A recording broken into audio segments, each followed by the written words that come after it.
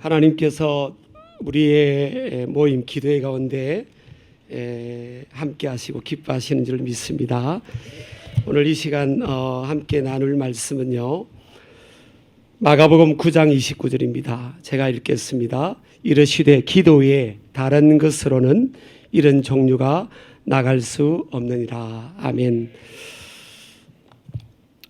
오늘 우리 마가복음 9장 29절 말씀에 함께 우리가 본 말씀에는 귀신 들린 한 아이가 통제되지 않는 아이, 한 아버지의 그 아버지의 이름은 언급이 되어 있지 않아요.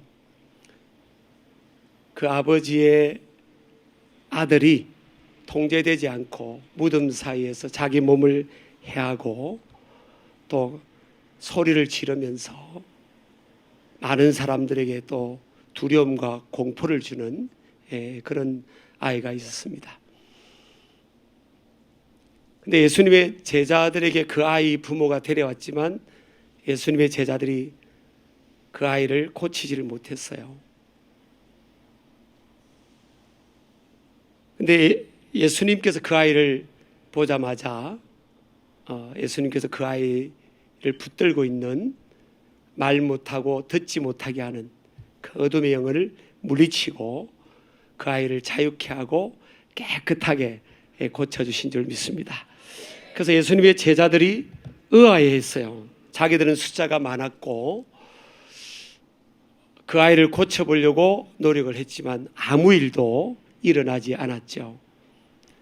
그래서 우리 예수님께 예수님, 왜 우리는 저 아이를 고칠 수 없었고 왜 예수님은 저 아이를 고치게 되었습니까?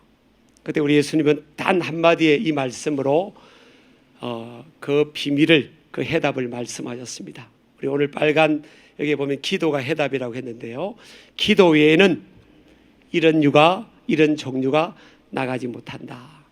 그러니까 그 아이를 붙들고 괴롭히는 그 존재가 예수님의 제자들은 그 어둠의 영적 존재이고 자기들이 그 앞에 있는, 자기들 앞에 놓여 있는, 자기들이 고쳐야 될 그 아이의 문제가 영적인 문제고 영적인 싸움의 문제라는 것을 예수님의 제자들은 알지를 못했어요.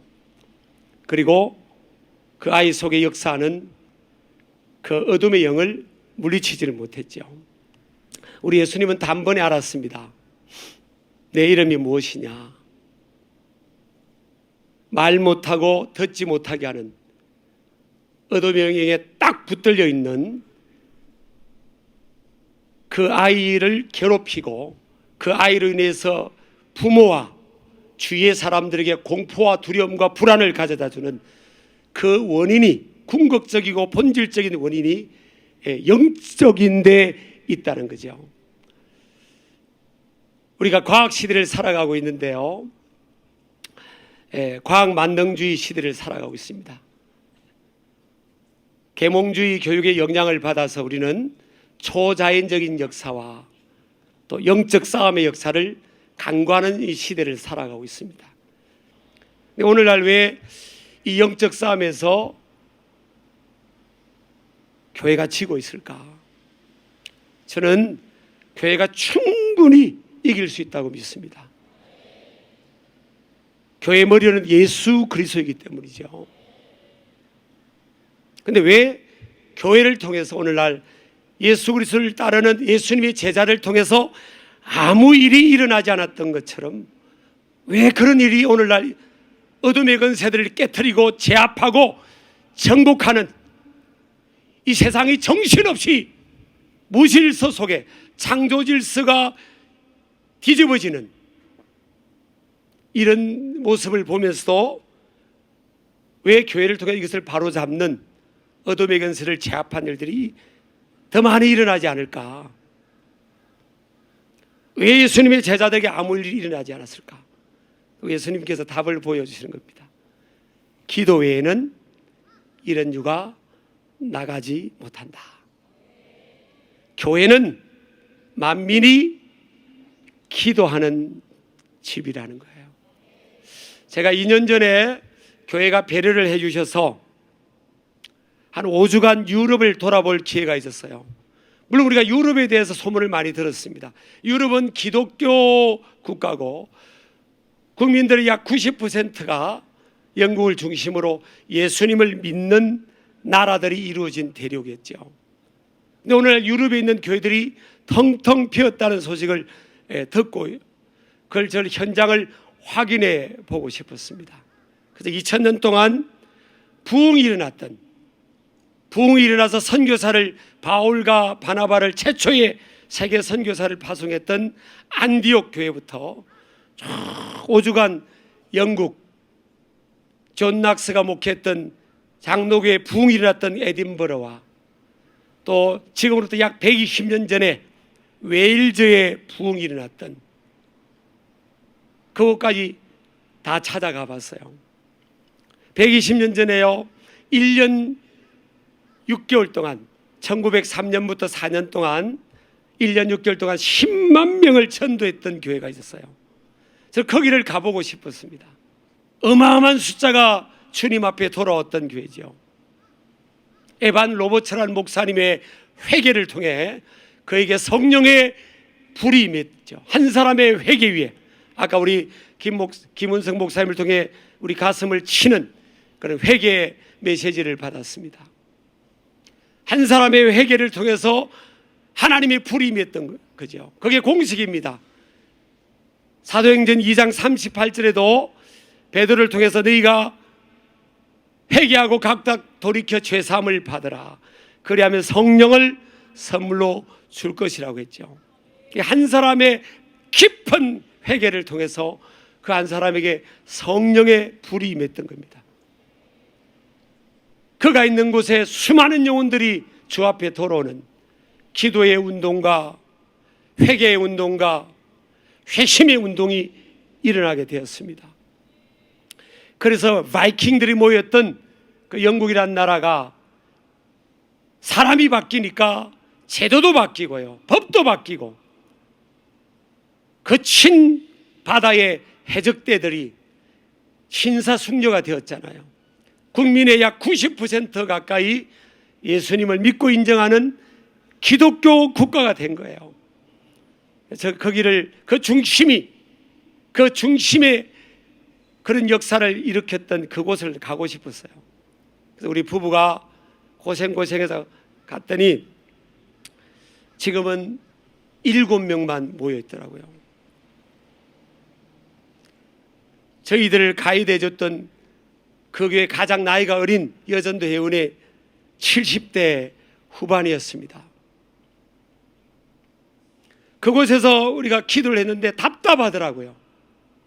여러분, 기도가 많이 모인 곳에는 이 기도의 영이 역사하기 때문에 느낄 수가 있죠. 기도가 메말랐는 곳에는 이 답답함이 있어요. 그래서 제가 물었습니다. 왜 이런 일이 일어났냐고. 왜 수많은 사람들이 교회로 몰려오고 다 그 영혼들을 소화할 수 없어서 수많은 줄을 서서 그 한 예배가 끝나도록 기다렸던 그 교회가 지금 이렇게 됐냐고. 기도했던 그 교회가 어느 날부터 기도가 드라이해진 거예요.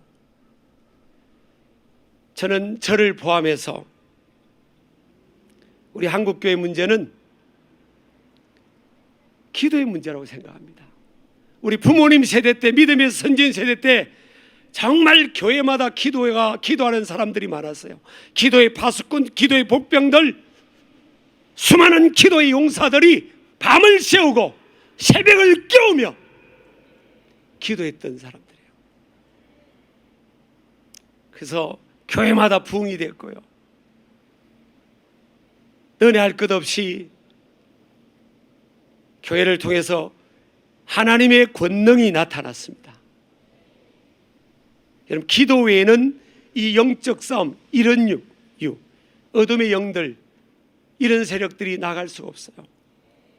그런데 바꿔 말하면 뭡니까? 기도하면, 우리가 아무리 부족해도 기도하면 하나님이 기도하는 그 개인, 가정, 교회, 공동체, 나라, 민족 위에 영권을 주십니다. 복음의 권능이 나타나고요, 성령의 능력이 나타나게 되는 것입니다. 세상의 모든 것을 다스리는 리더십이 주어지게 됩니다. 그래서 창세기 1장 28절에 보면 땅을 다스리고 정복하고 땅 위에 번성하는 역사가 일어나는 거죠. 여러분, 우리 믿음의 선배들이 신앙생활을 했던 우리 한국교회 초창기는 믿는 사람들의 숫자가 적었습니다. 그러나 세상을 리드했고요, 교회를 깜보지 못했습니다. 어느 위대한 한국 사회 지도자는 경찰서 10개 마을에 있는 것보다 교회 하나 있는 게 훨씬 낫다고 그랬어요. 오늘날 이 땅에 교회가 많고요, 믿는 사람이 많습니다. 우리가 숫자가 적어서 이 세상을 리드하지 못하고 세상을 바른 길로 이끌지 못하는 게 아닙니다. 숫자는 많은데 기도의 용사들이 적은 거예요. 바꿔 말하면 뭐예요? 숫자가 작아도 우리가 하나님 앞에 기도하면 됩니다.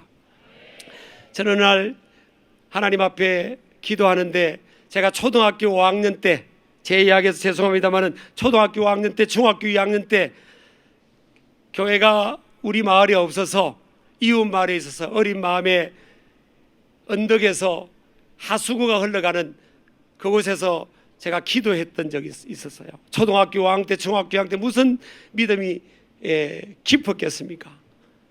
근데 제 인생이 힘들고 인생의 무게가 힘들어서 하나님 앞에 손을 들고 하나님께 기도했던 때가 있었어요. 근데 다 잊어버렸습니다.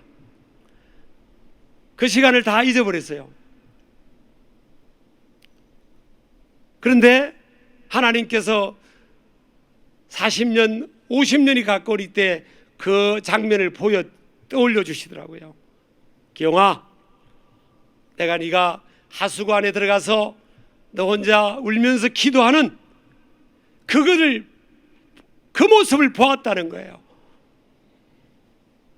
여러분, 우리가 하나님 앞에, 예수님이 그러셨습니다. 십자가를 지고 골고다 언덕을 향해 가던 예수님에게 따르던 수많은 여인들이 울며 따라오는 그 여인을 향해서 나를 위해 울지 말고 너와 내 자녀들을 위해 울어라. 오늘날 저와 여러분, 우리 한국교회의 문제는 우리가 하나님 앞에 우리 자신, 오늘 주신 말씀처럼 우리 자신의 죄와 허물을 위해서 우는 눈물이 없고요, 자녀들을 위해 흘리는 부모의 눈물이 없는 거예요. 그러니까 아무 일도 일어나지 않는 겁니다. 바꿔 말하면 우리 예수님이 답을 보여주잖아요. 너를 위해 울고 내 자녀를 위해 울어보라는 거예요. 예수님은 참 제자들을 정죄하지 않고 다 품었지만 딱 하나는 양보하지 않으셨어요. 그것은 기도입니다. 겟세마네 동산에서 하루 종일 예수님을 따라 전도하던 그 제자, 그가 지쳐있던 그들에게 꾸벅꾸벅 졸고 있는 그들에게 예수님은 깨우셨어요.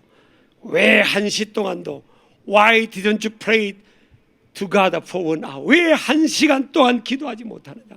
왜 새벽을 깨우지 못하느냐? 왜 특별히 새벽에 기도해야 되느냐? 왜 일상을 새벽을 깨우지 못하느냐?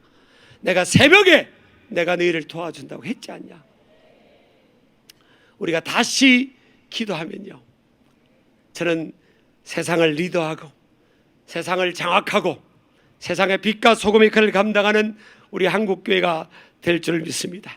다시금 저절로 영적 가슴과 회개를 통해서 하나님의 영이 우리에게 임하여서 놀라운 다시 선교의 부흥의 역사가 수많은 우리 다음 세대가 하나님 앞에 헌신자로 일어나게 될 줄을 믿습니다. 기도하겠습니다. 하나님, 부족한 저희들 사무엘 선지자처럼 무엇보다도 우리의 죄를 회개하되 기도를 쉬는 죄를 범했음을 회개합니다. 다시금 기도하는 저희들 되게 하여 주옵소서. 예수님 이름으로 감사하며 기도드립니다. 아멘.